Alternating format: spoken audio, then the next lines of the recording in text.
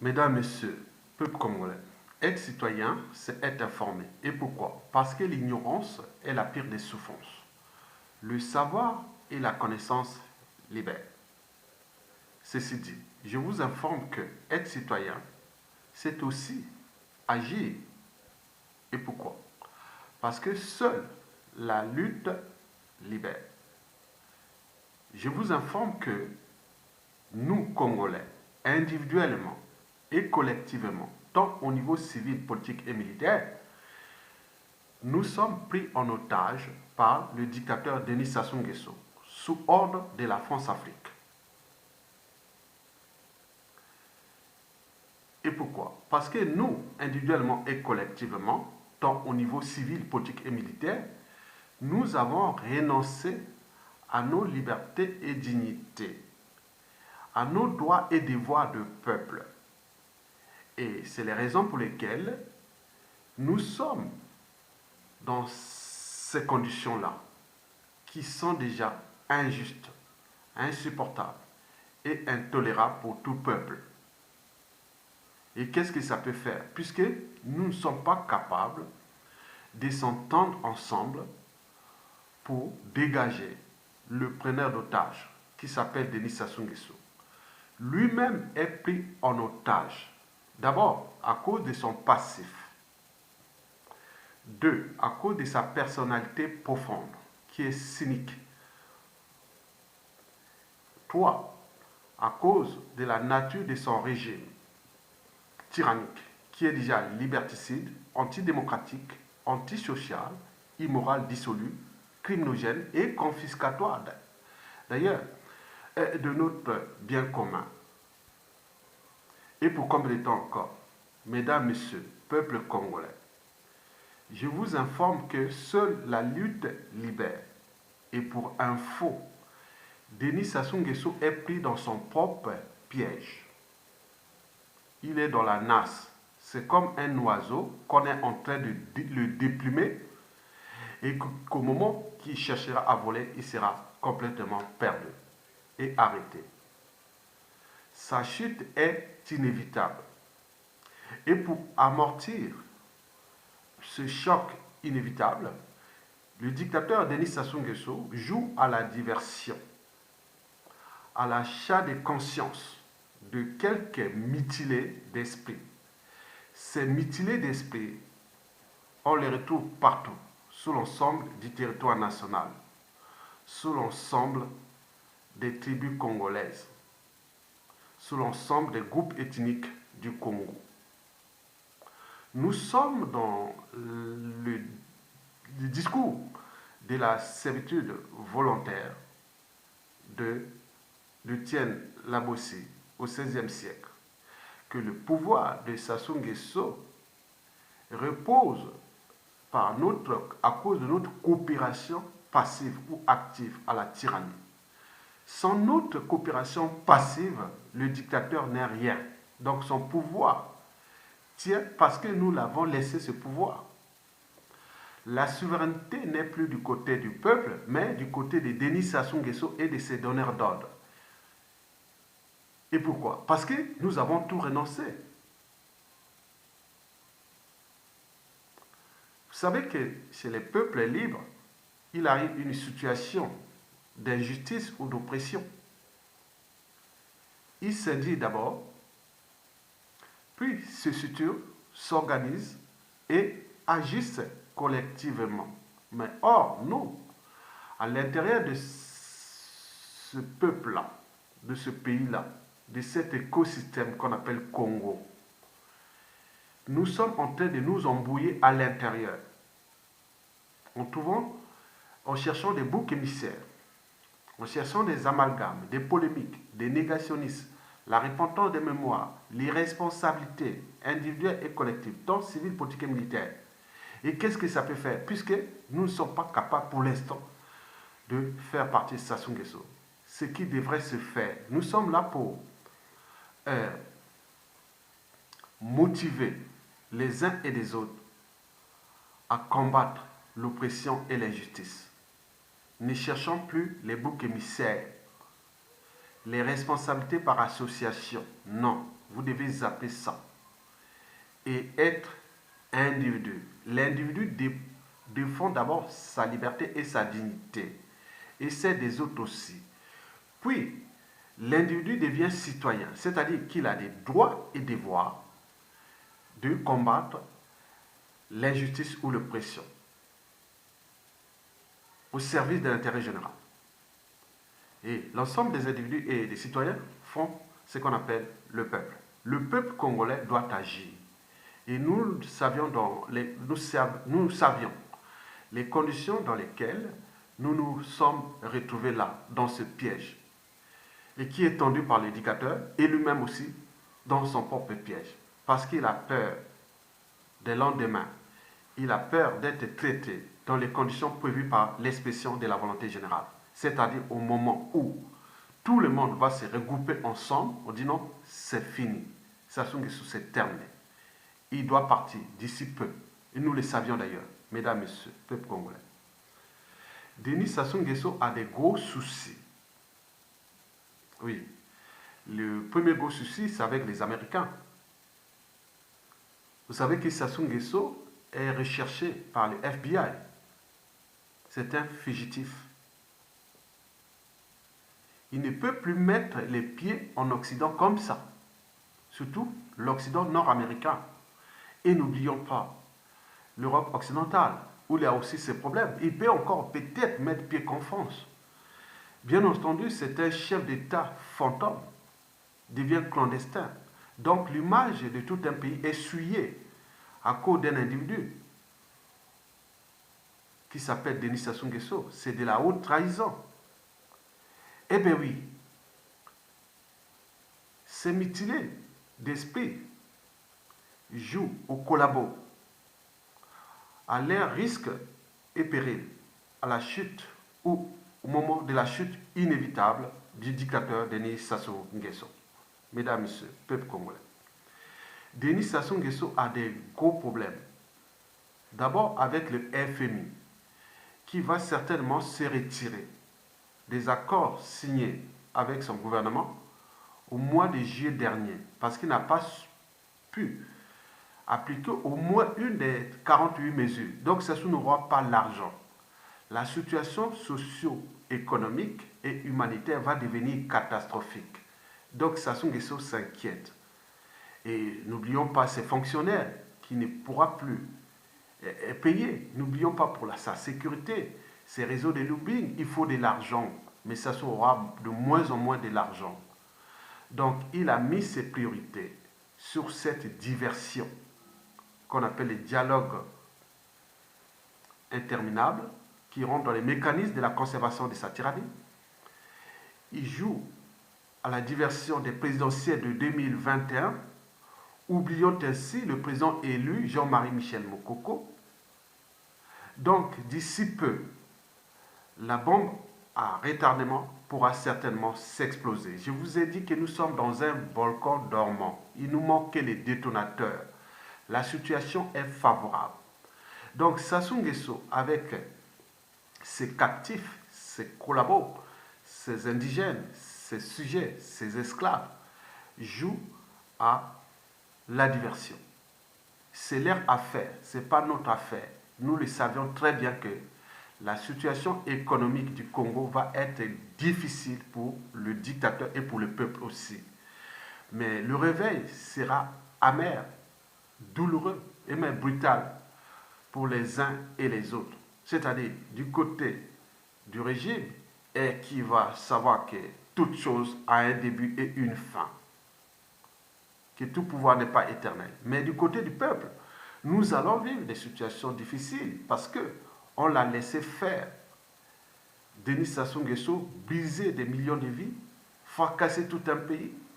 Et dans ce piège que nous sommes là, quelque part dans une pièce, entre nous en train de s'embrouiller, mais lui au-dessus, il dit comment je vais m'en sortir avec cette bombe à retardement là. C'est toutes ces stratégies qu'il a mis en place et pour chercher à amortir ce choc là. Mais nous le savions déjà que Sassou c'est terminé, Sassou c'est du passé. Ceci dit, mesdames, messieurs, les Téké n'ont rien à voir avec quelques mutilés d'esprit Téké au service de Sassou Nguesso. Et pourquoi? D'abord, quand on entend parler de Téké, on a souvent parlé de serviteurs d'Emboshi.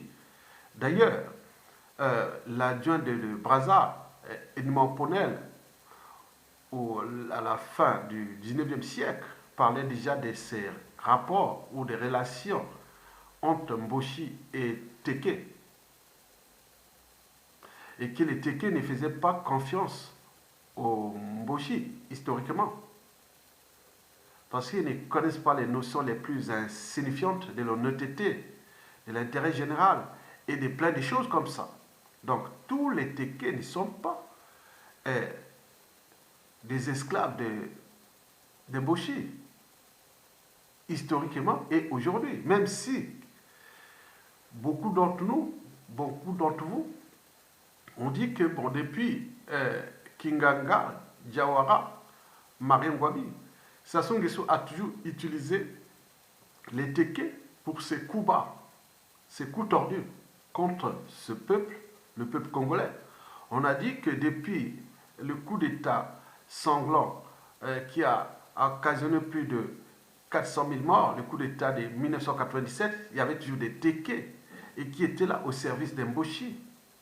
Maintenant, quand on voit la répartition géographique des collabos, des traîtres et autres, bon, ils sont partout sur l'ensemble du territoire national. Bien entendu que Sassou Nguesso a toujours travaillé avec les ethnies majoritaires ou les tribus majoritaires, simplement pour, oui, la loi des majorités, les majorités compactes.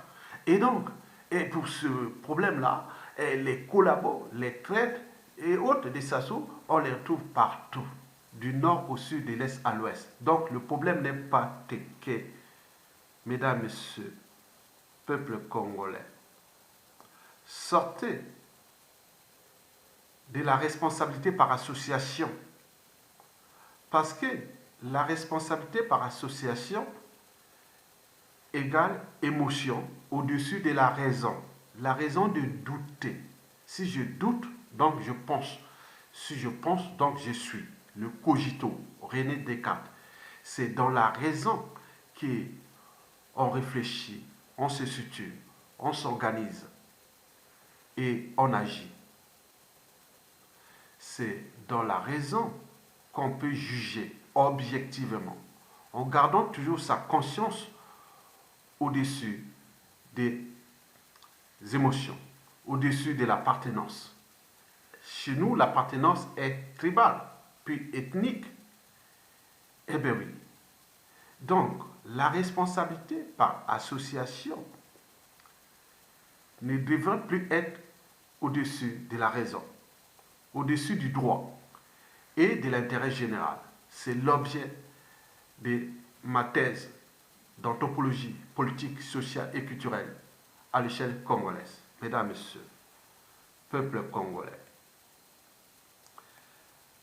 Vous savez que les Téké s'étendent du nord-ouest au sud-ouest du pays, avec extension de l'est à l'ouest à l'échelle du département des Plateaux ou la région des Plateaux.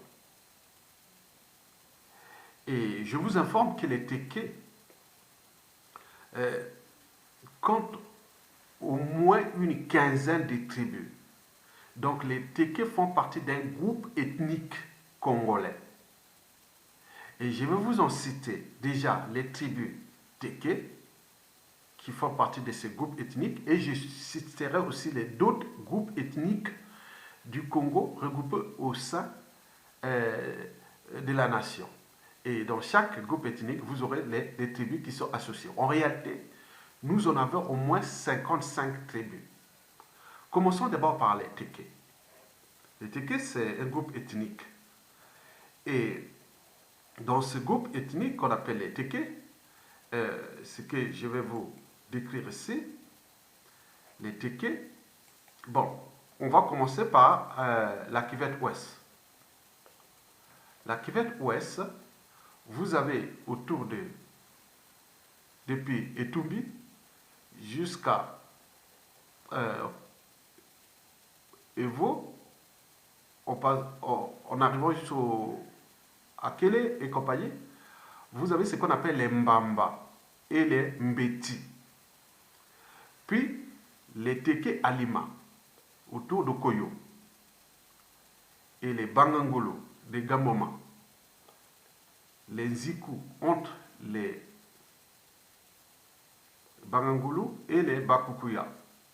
Vous avez les Mbon, les Oumou au nord des pôles avec les Foumou. Quand on va vers les Kana et compagnie, vous avez les Teke Lale qui s'étend jusqu'à dans le Lalekumu. Qu'on trouve aussi les Yaka, les Vumbu, les Tchayi, les Teke Tchayi, les Tchangi dans le Nyari, les Zambi. Donc, tout cet ensemble s'étend du nord au sud. Donc, la répartition géographique des Teke est la plus large du Congo, de la cuvette ouest, en passant par les plateaux, le pôle nord, l'Alikumu et une partie du Nyari. Mais, en réalité, dans ce pays, nous avions combien? Nous en avons, disons, je dirais 9 groupes ethniques. Commençons d'abord dans l'extrême nord-est, donc dans l'Alikwala, qui est divisé en deux parties. Vous avez une partie, déjà l'extrême nord, au nord de Betou, vous avez les Ngwaka, les Mbaka, les Banza.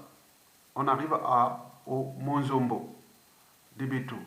Après les Enyele, on arrive à Bonjombo et les Bondongo autour de Dongo.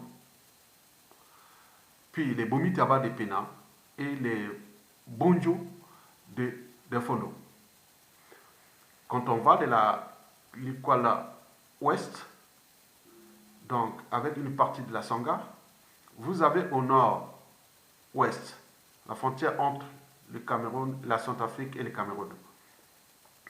Vous avez les Pandé, les Kaka, les Ikenga, les Bakoro, les Bomassa, les Kabonga, les Pomo, les Babolé, les Bongili. Tous ces tribus, il y a aussi des pygmées, toutes ces tribus forment ce qu'on appelle les groupes ethniques Sangha. Mais quand on rentre dans le département actuel de la Sangha, bon, là il y a deux groupes ethniques. Il y a les Fonds qui sont à l'extrême ouest de la Sangha. Et la tribu, c'est les Faouan. Et puis, dans la Sangha elle-même, le département actuel, vous avez les Meke, le groupe ethnique, qui regroupe les Ndjem, du côté des Swanke Sembe, les Kwel, les Bo-Moali, autour de Wesso, les Lino. Mais quand on descend plus vers le parc national de Djala, vous avez les Kota, qui vont jusqu'à Mbomo. Donc les Kota, les Ongom, les Bokiba. Et puis on arrive à l'équateur, c'est-à-dire dans la région de la cuvette centrale. Vous avez les côtés ouest, vous avez les Mboko. Puis à l'équateur, vous avez les Akwa, donc ma tribu, qui est celle aussi du général Mokoko. Puis les Kouyou de Marengwabi et de Yombio Pango. Puis les Mboshi de Sassou-Nguesso. Vous avez les Ngare qui sont à Makwa, autour de Makwa, mais qui sont un mélange entre Teke et Makwa. D'un côté, on les place à Makwa comme des Makwa, mais de côté, ils peuvent être aussi considérés comme des Teke. Et puis, vous avez dans la cuvette, ou les Boshi, le groupe ethnique Boshi, vous avez aussi les Bonga, les Bangala, les Likwala, les Likuba, et n'oublions pas les Moy de Makoti Poko. Mesdames, Messieurs, peuple congolais. Donc nous arrivons maintenant le groupe Congo, qui s'étend du Brazzaville jusqu'à Pointe-Noire. Donc vous avez au nord les Kenge, puis les Lari, les Bundi, les Congo, les Angala, les Bembe de Muyozi, les Kamba de Madingu, n'oublions pas les Dondo, et les Sundi, les Kouni, autour de la troisième ville du pays, d'Olysée, et les Yombe dans les Mayombe. N'oublions pas les Vili à la ville océanique, Océane, Pointe-Noire. Et plus au sud-ouest, nous avons les Eshira. Les Eshira sont composés des Buissou, des Lumbu, des Punu et des Punu. Vous avez tout compris. Donc, les groupes ethniques sont les Ubangia, les Songa, les Meke, les Fon, les Kota, les Mboshi, les Teke, les Congo et les Eshira. Mesdames, Messieurs, peuple congolais. Bon, vous avez tout compris. Donc, je reviens sur l'objet de la vidéo. Et donc, j'ai vu cette vidéo sur Internet et ce matin très tôt. Et donc, on m'a signalé que bon, ben, le PCT est en train de racheter les tickets. Bon, vous voyez déjà ça, on peut suivre ça, cette vidéo.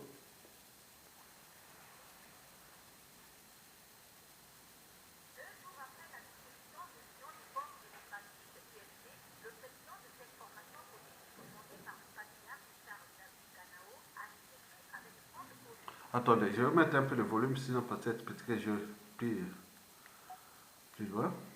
Voilà.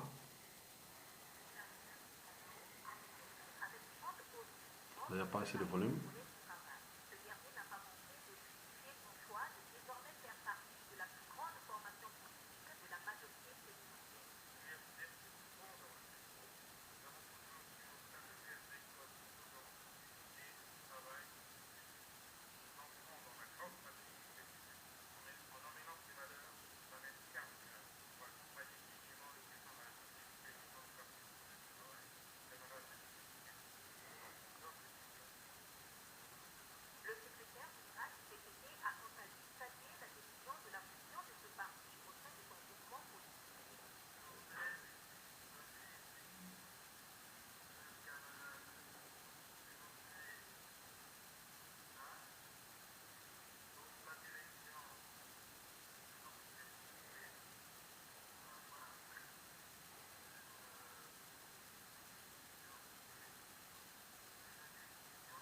Bon, mesdames, messieurs, peuple congolais, bon, c'est pas grave.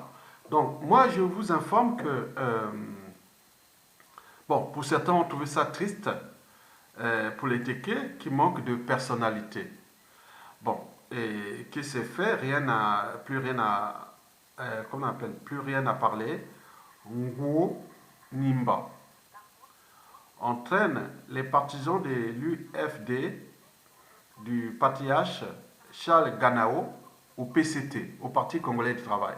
Ce même parti euh, qui a été le parti de Marine Ngouabi, oui, et avec tout ce monde-là, c'est le parti de Trichère, comme on dit, le mal du Congo, ce sont ces histoires du parti. Vous savez que dans une dictature, il n'y a pas de... Attendez. Dans une dictature, il n'y a pas de parti politique. Il n'y a que des partis politiques d'opposition ou autres. Dans une dictature, il n'y a que des forces de résistance et des résistants. Donc quand on parle de partis politiques et autres, on est dans la dictature. Parce que pour parler d'opposition politique ou autre, il faut alternance politique, il faut tout. Donc, or, nous sommes là dans une dictature. Et donc, quand on parle de dictature, bon, il y a toujours un dictateur, comme Sassou Nguesso l'est. Il dit que sa propre loi. Il a pris quelques libertés contre les libertés des uns et des autres. Il a pris quelques libertés. Et contre le caractère sacré de la vie humaine. Et le but même de la condition humaine, je vous l'ai toujours dit ça, qu'un dictateur, c'est un homme politique qui exerce le pouvoir de façon absolue, sans qu'aucune loi ni institution ne les limite dans le temps. Autrement dit, ça ne s'arrête pas, ça ne s'arrêtera jamais, tant que le peuple ne prend pas ses responsabilités. Pour info, pour la France-Afrique, tant qu'il n'y a pas de troubles, ça soit bien là. Pour la France-Afrique, il n'y a pas de problème, il n'y a pas de troubles, il n'y a pas de chaos. Donc les gens là peuvent rester dans les conditions de dignité, ou fracasser ou détruire des vies, et ce pays, on s'en fout au moment qu'il y a, qu'on appelle eux, la stabilité. Que ça soit appelé la paix. Foutez-moi la paix. Et donc vous avez compris que ces gens-là sont dans la signification de la collaboration à la tyrannie. Donc ils font partie du système. Bien entendu, ces gens-là ont vendu leur âme et conscience. Donc ils ont désactivé leur conscience. Et donc, quand on dit que cela veut dire que les Téké vont continuer à voter pour Sassou Nguesso, monsieur 8%, alors, ou pour voter pour Sassou Nguesso, monsieur 8% en 2021, ou pour conduire le fils du mal du Congo. Eh bien oui, qu'est-ce que ça peut faire? Nous avons tout renoncé.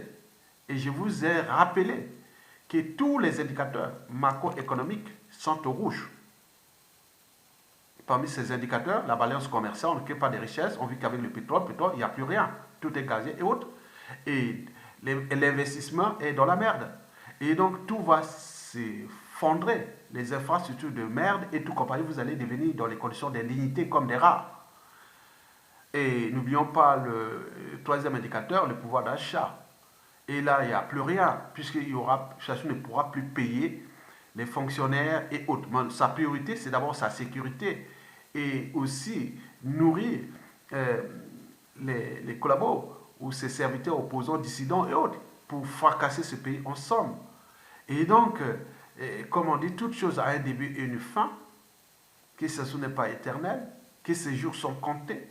Et donc, quand ces gens-là, ils sont là, ils sont déjà identifiés.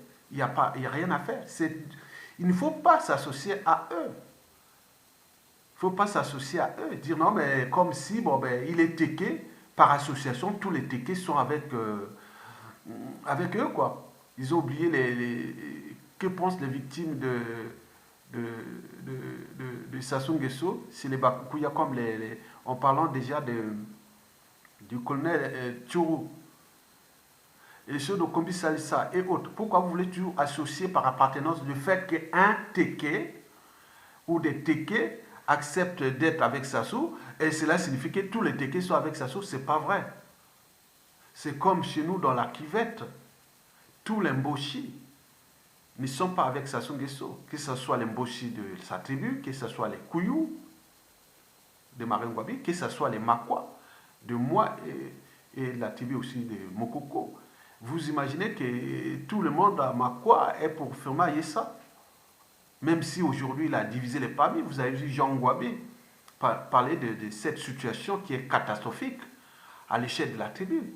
Sassou Nguesso, pour asseoir son pouvoir, il a trouvé la grande tribu des Makwa, une autre tribu, et en passant ces deux doublons derrière Firma Yessa pour aller acheter la conscience soi-disant des sages. Ce sont des faux sages, parce que la sagesse ne consiste pas à transformer les gens en ce qu'ils ne sont pas, mais accompagner les espérants de vie. Nous avons nos traditions, cultures et autres qui ont été tous sabotées sur l'ensemble du territoire national. Donc vous avez ici des collabos, les sujets de Sassou Nguesso, ces esclaves, ces indigènes. Ça, c'est leur affaire, ce n'est pas l'affaire du peuple. Nous sommes 92% de la population qui a dit non à Sassou Nguesso. Donc ils tournent en rond. Et tout ça, ça va se retourner contre lui d'ici peu de temps. Et donc, nous sommes dans un volcan dormant, dans un volcan explosif, dans une bombe à retardement. Mais comme nous sommes contenus, on s'embrouille encore là entre nous. Mais peut-être le magma bouillonne, après boum, ça va s'exploser. Donc, ils vont certainement se retrouver dans les conditions prévues par l'expression de la volonté générale, c'est-à-dire du peuple. En résumé, je voulais seulement vous dire que ce n'est pas un pays qu'il faudra certainement le récupérer et le sauver. Mais c'est aussi tous ces mutilés d'esprit qu'il faudra aussi sauver. Certains seront peut-être irrécupérables, d'autres sont encore récupérables. Je vous dis que nous sommes comme pris en otage. Quand vous êtes pris en otage, hein, dans un avion ou dans une...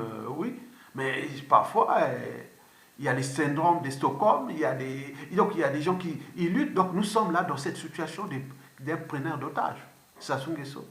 Mais nous cherchons les moyens en regroupant les forces pour qu'on dise non, mais attendez, un être mortel qui va partir et nous laisser une poudrière, et nous sommes là en train de l'accompagner. Non, c'est une minorité des gens qui n'ont plus aucune crédibilité. Ils sont des indignes. Et donc, leur sort sera réservé au moment de la chute de Sassou Nguesso. Mesdames et messieurs, l'enjeu est d'éviter que nous devenons des étrangers dans notre propre pays. Certains les apartés la vie. Mais le risque aussi, il faut se dire que historiquement, les sociétés ou les traditions, cultures et civilisations qui ont disparu, ça a été toujours dans les mêmes processus, comme nous sommes aujourd'hui. Donc, comme disait Henri Mortellon dans La Marée du Soir, et que, dans un pays, il n'y a que deux partis. Il y a ceux qui osent dire non et ceux qui ne l'osent plus. Mais quand le nombre de gens qui n'osent plus dire non dépasse ceux qui osent dire non, le pays est foutu. On voit la situation actuelle. Sassou se bat pour sauver sa peau.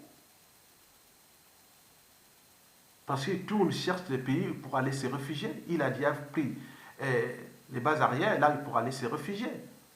Et donc, pour vous, ces gens-là, ils vont être abandonnés à leur sort. Et c'est ça, mesdames, messieurs, le danger.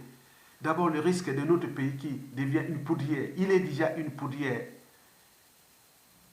Il risque que le pays-là soit ingouvernable. Mais il va être ingouvernable pendant un certain temps si on ne s'entend pas individuellement et collectivement pour dégager ce dictateur-là, cette parenthèse de Sassou Nguesso, pour qu'ensemble, nous retrouvons dans une transition politique consensuelle pour repenser ce Congo-là. Il faut se dire que nous sommes dans un pays riche et béni par la nature et Dieu.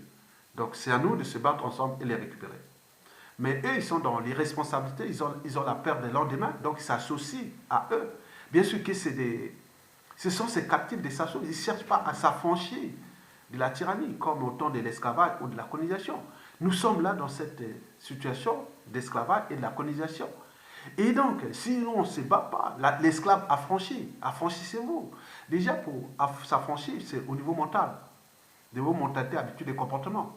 Bien entendu que ces mentalités, habitudes et comportements ont été abîmés par déjà 35 ans de la dictature de Sassou et de Nguesso. Et pour combien de temps encore, mesdames et messieurs, Pierre Ngolo, que vous avez vu dans la vidéo, le premier secrétaire du Parti congolais du travail, le Parti congolais des tricheurs et le mal du Congo. Et donc, vous savez qu'il se bat pour sa survie aussi. Il est pris dans les pièges aussi.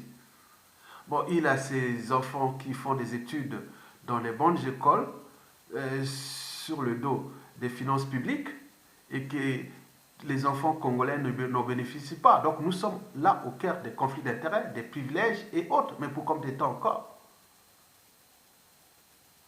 Et donc, tout ce monde-là qui sert le dictateur Denis Sassou Nguesso sont dans la dépendance au dictateur pour leur train de vie, leur rang social. Donc, il faut les comprendre et les combattre jusqu'au moment où ils seront jugés sans scrupule. Oui, parce qu'ils sont plus pathogènes à la survie de ce pays. C'est comme la peste, l'Ebola. Et oui, attention, ces gens-là sont dangereux, plus dangereux que les tyrans. Et donc, nous devons les raisonner que, au final, si vous n'avez pas tué les gens, mais vous avez trahi, le peuple n'aime pas les trahisons. Vous avez collaboré avec Sassou, mais dans l'expression de la volonté générale, je ne sais pas comment seront-ils traités. Mais il y a une volonté générale de régler ce problème-là de la prestation de sceaux, pas par la chasse à l'homme, ni par les morts d'homme, mais par le droit et la justice. Vous savez que la justice, quand elle est faite par le peuple, elle peut être juste. Mais au vu de la situation, cette justice pourra être brutale pour ces gens-là. La responsabilité n'est pas par association, j'appelle ça. Il y aura les chaînes de responsabilités. Tout ce qui, à un moment ou l'autre, ont ramené Sassou Nguesso au pouvoir. Tout ce qui, à un moment ou l'autre, l'ont accompagné. Tous ceux qui, aujourd'hui, entretiennent le régime. Ils ne sont plus nombreux. Donc, vous devez comprendre ça, qu'ils ne sont plus nombreux. Donc, restez que nous, les peuples, ont des destins. Le Congo est éternel. Et donc, ce fut une parenthèse de Sassou Nguesso et de ses collabos-là. Mais eux, ces collabos sont pris dans le piège. Ils ne savent pas les problèmes de lendemain. Parce que quand on va récupérer les moyens de l'État, les administrations et tout le reste, ils savent bien que leur situation sera aussi en danger. Donc, le déclassement social sera total pour ces gens-là. Et donc, suivez la dynamique de la résistance. Sassou, c'est terminé. Donc, leurs histoires de dialogue interminables, ça rentre dans les mécanismes de la conservation de la tyrannie. Mais ils ont été grillés. Personne ne veut plus prendre les risques de s'afficher parce qu'au moment venu, tous ces gens qui ont joué les jeux de dialogue ou autres, ils seront à un moment donné, ils savent bien que le Congo a changé. Et que les mentalités habituelles des résistants sont dans la signification de ce qu'on voit partout dans les sociétés constituées, en Europe, en Asie et autres. On ne va pas se laisser faire d'ici peu. Ils ont fait trop de mal à ce peuple. Au lieu de chercher les circonstances atténuantes, comme on dit, rien ne se crée, rien ne se perd, tout se transforme. Et comme politique, il n'y a jamais d'ennemis permanents, ni d'amis permanents, il n'y a que des intérêts permanents. Mais pour eux, ils ont placé les intérêts particuliers ou partisans, les ambitions personnelles, les privilèges au-dessus de l'intérêt général. Donc, bienvenue au club de l'intérêt général. Mais il y a des préalables. Les préalables, vous devez mettre dans la tête que notre but, que ça se dégage. Mais avant qu'il se dégage d'ici peu, vous devez placer, la raison au-dessus des émotions. 2, placer l'appartenance en bas de l'intérêt général. L'intérêt général au-dessus de l'appartenance tribale, ethnique et autres. Parce que si vous arrivez à franchir les barrières de la raison et de l'appartenance, en allant vers l'intérêt général, je suis sûr et certain que nous pouvons construire individuellement et collectivement, tant au niveau civil, politique et militaire, le sens même du vivre ensemble, de l'unité nationale qu'il faut se battre tous les jours. Parce que l'unité nationale ne se décrète pas. Elle se construit au gré des épreuves. Et Sassou nous a mis dans ces épreuves. Et donc nous devons chercher à s'affranchir de ces épreuves collectivement comme un peuple, comme le sont les peuples libres et dignes. Il arrive une situation d'oppression ou d'injustice, il s'indigne, après il se situe, il s'organise, après il agit. Donc le temps est venu d'agir. En réalité, ces gens-là sont perdus. Certains seront récupérés, d'autres irrécupérables. Beaucoup seront déclassés socialement. Certains vont aller en prison. D'autres vont aller en exil. Et de cet exil, ils reviendront eux-mêmes au pays parce qu'on a compris nos erreurs. Quand ceux qui vont fuir, mais vous allez revenir, on va vous récupérer. Parce que cette fois-ci, on ne va plus se laisser faire. Donc, le temps n'est pas de fuir. Ou comme des lâches, des peureux. Ah, je n'aime pas les peureux, ni les lâches. Non, non, non, non. Je n'aime pas les peureux et les lâches. Non, non. Donc, l'intérêt général, c'est franchir les barrières de la raison, de l'appartenance et avoir le courage d'agir, ne plus s'indigner. Vous avez tout compris? Mesdames, Messieurs, peuple congolais, je vous remercie.